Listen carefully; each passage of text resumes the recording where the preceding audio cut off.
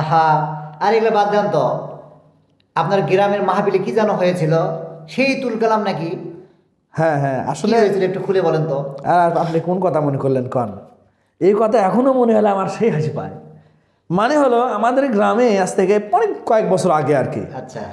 তো মাদ্রাসা উন্নয়ন প্রকল্পে আমরা একটা মাহফিল দিছিলাম। হুম। তো সেই মাহফিল দেওয়ার সময় প্রধান বক্তা নেওয়া হলো ওই চর থেকে, আমরা কেউ চিনি না। আপনাদের আশেপাশে চ্যাং গ্রামের একজন লোক, বৃদ্ধ মানুষ, সে এসে বললো প্রধান বক্তা দেখতো আমার, ও চিন্তা আপনাদের করতে হবে না, আচ্ছা। ও চিন্তা আপনাদের বাদ, আপনার দ্বিতীয় কাকে নেবেন সেই চিন্তা করেন। আচ্ছা। এরপরে আমরা ওই দ্বিতীয় বক্তা, এই যে বাগদার কুদ্দুস বক্তা, উনি পীরজাদা মানুষ, মোটামুটি খুব ভালো আলহামদুলিল্লাহ। তো দ্বিতীয় বক্তা তাকে নেওয়া হলো, আর ওনার উপর ভরসা করে ওই প্রধান বক্তা রাখা হলো। আচ্ছা। এরপরে পোস্টাল ছাপানো হলো, মাইকিনের দিন আসলো, আমার উপর দায়িত্ব পড়লো মাইকিং করার দায়িত্ব আর কি। এরপরে তখন তার এই যে মোবাইলে রেকর্ড করা, এখন তো ঘরে ঘরে রেকর্ড করা চলে, তখন ওই রেকর্ডও ছিল না তেমন একটা, যদি ও থাকতো তার বড় বড় মাহফিলে করতো, আমরা গরিব মাহফিলে ভাবলাম যে মুখেই করি। আমাকে বললো যে মাইকিংটা তুমি করো। আচ্ছা। এই মনে করেন ডুগডুগি, বলাহার, কামরিয়া, মানে যা আছে, মানে এইদিকে সারাদিন ঘুরলেও মনে করেন 3 দিনও মেকআপ করতে পারিনি।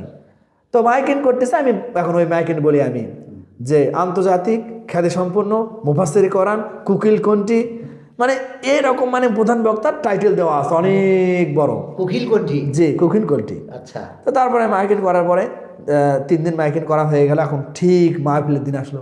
আচ্ছা। মাহফিলের দিনে এখন ওই মানে মঞ্চ সাজানো আছে, ছেলেপেলা আসর থেকে গজল বলতেছে, কেরাত বলতেছে, ছোট ছোট বাচ্চারা আসে বিভিন্ন নাতের রসুল বলতেছে। ঠিক মাগরিবের আজান হলো, মাগরিবের আজান হলো, আমি মাইকিং টাইকিং সব ভ্যান ট্যান যেগুলো সারাদিন করা হলো ওলা মনে করে আমি উঠায় রাখলাম, উঠে রাখার পরে মাহফিলের দিকে আসলাম। ঠিক এশার আজানের সময় হঠাৎ করে এখন মানে ছেলেপেলে নামাজের জন্য দৌড়াচ্ছে, নামাজ মানে হচ্ছে মসজিদের দিকে জামাত হচ্ছে, আর একটা জামাত আমাদের মাহফিলে হয়েছে আর কি। জামাত সেদিন 2টা হয়েছে, মসজিদে একটা হয়েছে আর একটা মাহফিলেই হয়েছে। আচ্ছা। তা বলতেছে আজান দাও আজান দাও, মাইকে মসজিদ জলসাতেও আজান দাও। তখন আমি করলাম কি, নিজে আজান দিলাম। আজান দেওয়ার পরে এখন ওই ওই হচ্ছে মাহফিল প্যান্ডেলে জামাত একটা হচ্ছে, এই জামাতে প্রধান বক্তা যে কখন আসছে আমরা জানি না, মানে প্রধান বক্তা চলে হ্যাঁ, আসছে? চলে আসছে প্রধান বক্তা। প্রধান বক্তা আসে ওই ওই মাহফিলের যে ছোট্ট জামাত আছে ওই জায়গার দাঁড়াচ্ছে, নামাজ পড়তেছে, তার মধ্যে নামাজ পড়া শেষ, কোনো বলা নাই, কোনো লিল্লাহি তাকবীর নাই, কিচ্ছু নাই। নামাজ যখন শেষ হয়ে গেছে, উনি আলগোতে যা উঠে ওই মাহফিলের যে ওই যে মঞ্চ আছে, ওই যে প্রধান বক্তার যে চেয়ার দেওয়া আছে, বক্তার মাহফিল যে সভাপতি চেয়ার দেওয়া আছে, উনি ওই বক্তার চেয়ারও যা বসছে। আপনারা খুঁজতেছেন না যে প্রধান বক্তা? কে জানে না, উনি তো নতুন, মানে উনি তো মনে করেন প্রধান বক্তা, উনি যে ওনার সাথে যে একটা গাড়ি থাকবে বা গাড়ি না থাক, আলহামদুলিল্লাহ গাড়ি না থাক, কিন্তু ততটা আশা বলবে যে কমিটির লোককে আমি প্রধান বক্তা, ফোনে আলোচনা হবে, তাও নেয়। উনি আসে ওই মানে ডাইরেক্ট এর মঞ্চে মঞ্চ দিচ্ছে একবার, এসার সময় আচ্ছা। আর মঞ্চ দুটাই আলহামদুলিল্লাহ আসসালামু আলাইকুম, তোমরা এদিক ওদিক যারা ঘোরাঘুরি করতেছো, মেলা চুরিপট্টি জিলাপি পট্টি থেকে না ঘুরে তোমরা চলে আসো, আমাদের প্রোগ্রাম শুরু হয়ে মেলা মণ্ডপে আর কি। জি, মেলা মণ্ডপে যারা ঘোরাঘুরি করতেছে। আচ্ছা। ও আল্লাহ, এরপরে তিনি বক্তব্য শুরু করলেন, লোকজন সবাই আসা বলতেছে ইনি কে, আর একজন বলতেছে এটাই প্রধান বক্তা, এটাই প্রধান বক্তা, এইটাই নাম এনার, এই নামে এই হ্যাম্বেলে এই প্রধান বক্তা, এটাই মাথারও ঠিক থাকবে ওখানে। তারপরে শ্রোতাদেরকে বসে বলতেছে আমি এখানকার প্রধান ওয়াইজিন, আচ্ছা। আমার হ্যাম্বেলি আমার নাম, আচ্ছা। আমি সেই নামটা আমার মনে হচ্ছে না, আসলে অনেক দিনকার কথা তো। এখন কমিটি আসা দেখে তো চিনে ফেলছে, ওই যে দাওয়াত করতে আয় যে বলতেছে আপনি আপনি হুজুর খাওয়া দাওয়া করছেন না, আমি আগে মাহফিল করবো, আমি অস করবো, আগে আমি খাইতে আসিনি, মাইকত করছে।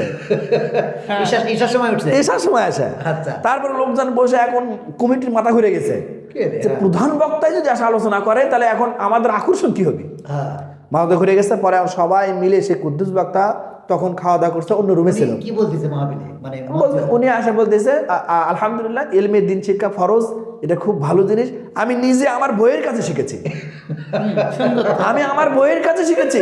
মানে প্রধান বক্তা করছে, আমি কিচ্ছু জানতাম না, আমার বিবি আমাকে একটি একটি করে হাত ধরে আলিফ লাম মিম এগুলো শিখে দিয়েছেন। তো আপনারা দোয়া করবেন, আমি এখন পড়া শিখেছি, আমি বিভিন্ন জায়গায় আলোচনা করি, মানুষ আমার আলোচনা শোনে। তবে আল্লাহর দোয়া করবেন, মেহেরবানি করে আমার 2টি মেয়ে আছে, আমি হাফিজ আলিম খুঁজতেছি, আমি আলিম দেখে 2টি মেয়ে বিয়ে দেবো, কারো থাকে আলহামদুলিল্লাহ আলিম তো আছে।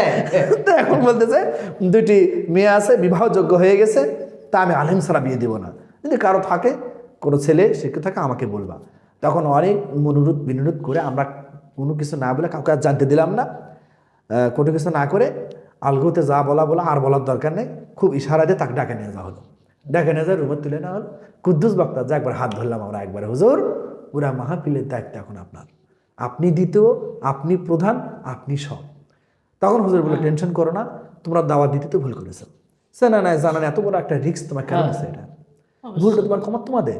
সেই হুজুর আলোচনা করে সব কিছু প্রধান যখন উনি বসলেন তখন তিনি খুলে সুন্দর করে কৌশলে বললেন যে প্রধান বক্তার এই সমস্যা ও সমস্যা আমার কানে এসেছে, এখন আপনারা বসে পড়েন সব। আমি আল্লাহ রহমতে আমাদের এলাকায় মানে ইসলামিক মন মানসিকতা ভালো ছিল, তেমন কোনো ভিড় হলো না।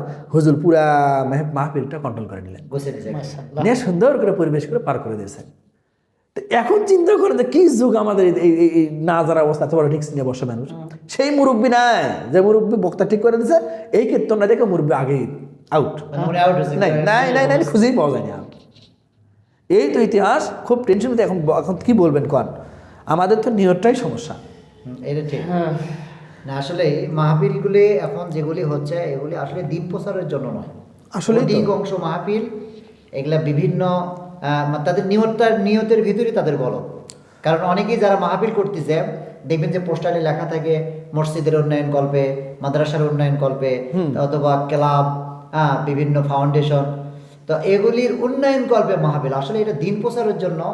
নিয়তটা যদি দিন প্রচার হতো, কালেকশন তো হবে ইনশাআল্লাহ, আলহামদুলিল্লাহ। কিন্তু আমাদের এই নিয়তের ভেতরেই সমস্যা।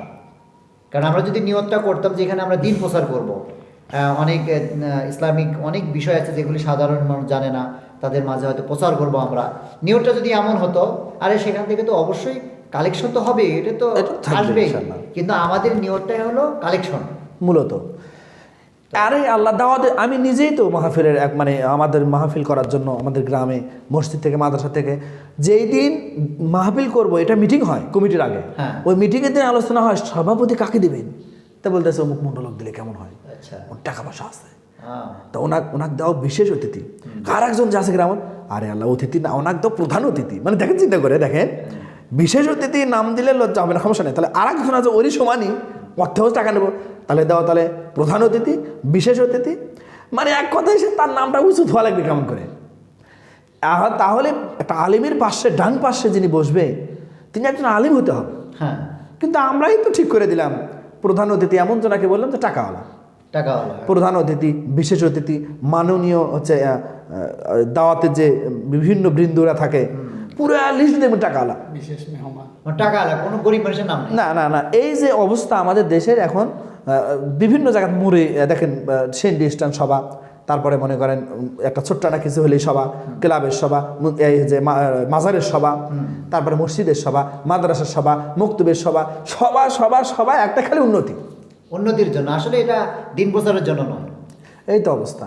তো তাহলে এখন এই বিষয়ে আমার ফ্যান ফলোয়ার্স যারা আছে তাদের সম্পর্কে যদি কিছু মন্তব্য করতেন যে আসলে কিভাবে এটা করা উচিত আমাদের এই মাহফিল। আসলে আমার ক্ষুদ্র জ্ঞানে আমি মনে করি যে মূলত এখানে বলতে হবে ইসলাম এই যে মাহফিলে যে প্রথম লেখা উচিত যে বিশিষ্ট তাফসিরুল কোরআন ওয়াজ মাহফিল, তাফসিরুল কোরআন ওয়াজ মাহফিল দিন প্রচারের উদ্দেশ্যে পঞ্চম বার্ষিকী অথবা সপ্তম বার্ষিকী দিনী মাহফিল এর দিন প্রচারের উদ্দেশ্যে দাওয়াত করলাম। কিন্তু আমরা ওখানে প্রথমে বিশেষ করে হেডলাইন আমরা লিখি মসজিদের উন্নয়ন প্রকল্পে, পিছনে সমস্ত আমল নষ্ট হয়ে গেল। আমার ক্ষুদ্র জ্ঞান এটা মনে করি, মানে এটা নিয়তের জন্য, জি এটা আমি মনে করি ওখানে এই কথাটা না লিখলেও হতো আর কি। এটা আমার ক্ষুদ্র জ্ঞানে মনে হয় আর কি। এটা জি হুজুর, এখন আপনি কিছু বলতেন আমার ফ্যান ফলোয়ার্সের জন্য, আপনি যদি কিছু বলতেন যে আসলে এটা কিভাবে হলে যাতে আমাদের ইসলাম প্রচারটা হয়। টাকা তো আসবে ইনশাআল্লাহ, কারণ যখন শ্রোতারা আসে সেখানে যখন কোরআন হাদিসের আলোচনা বা দান তো মানুষ করে বিভিন্ন জায়গায়, কিন্তু আমরা যখন প্রথমেই হ্যাম্বেলের ভিতরে লিখে দিই যে আসলে মাহফিলটা এটা কালেকশনের জন্য, হ্যাঁ এরকম হলে তো আসলে কেমন যেন হচ্ছে না। তো যদি কিছু বলতেন। আসলে বিষয় হলো যে আমরা বেশিতে বেশি একটা জিনিস দুনিয়া ছাড়া আমরা দিন বুঝি না। জি, যেমন একটা উদাহরণ, আমরা জানালা রাখছি, যা জানালা দিয়ে আলো আসবে, বাতাস আসবে, এটা বাস্তব। দরজা রাখছি, হয়তো মানুষ বের হবে আবার ঢুকবে, দরজা দিয়ে আলো বাতাস আসবে, এটা আমরা মনে করি। আসলে এটা যদি আমরা একটু যদি নিজের নিয়তকে খালেজ করার জন্য পরিবর্তন করি, যে জানালা রাখছি আজান শোনার জন্য, আলহামদুলিল্লাহ। দরজা যদি আমার খোলা থাকে তাহলে আজানটা আমার ডাইরেক্ট কানে আসবে, যদি আমি হয়তো বা নামাজ পড়লে সব পাবো, কিন্তু আমি যদি নেওয়ারটা এরকম করে করি যে না জানালা রাখছি, এই জানালাতে আল্লাহর ডাক আমার কানে আসবে, তাহলে আমার নেওয়ারটাও ভালো হয়ে গেল, আজানটাও শুনতে পারলাম, নামাজটা পড়লাম, তাতে করে আমার নেওয়ারটা পাক্কা হয়ে গেল, আমি লোকটা ব্যক্তিটা মোটামুটি নিয়তটা ঠিক হয়ে গেল আমার, অন্তত এটা আমি মনে করি। তো আসলে বিষয়টা হলো আমরা যদি নিয়ত যদি ঠিক রাখি তাহলে আশা করি বাকিটা ইনশাআল্লাহ আল্লাহ সব আমাদের হাজতগুলো পূরণ করে দেবেন, এটা আমি আশা করি ইনশাআল্লাহ। এইটুকুই আর কি। ঠিক আছে। যাই হোক, আল্লাহ যেন আমাদেরকে বোঝার তৌফিক দান করে। যাহারা মাহফিল যারা করবেন অথবা করতেছেন, আসলে আমাদের নিয়তটা হওয়া দরকার দিন প্রচার। যদি দিন প্রচারের জি। নিয়ত হয় তাহলে অবশ্যই সেখান থেকে সফলতা আসবে ইনশাআল্লাহ। অবশ্যই। আল্লাহ যেন আমাদেরকে বোঝার তৌফিক দান করে। আমিন। আসসালামু আলাইকুম ওয়া রাহমাতুল্লাহি ওয়া বারাকাতুহু।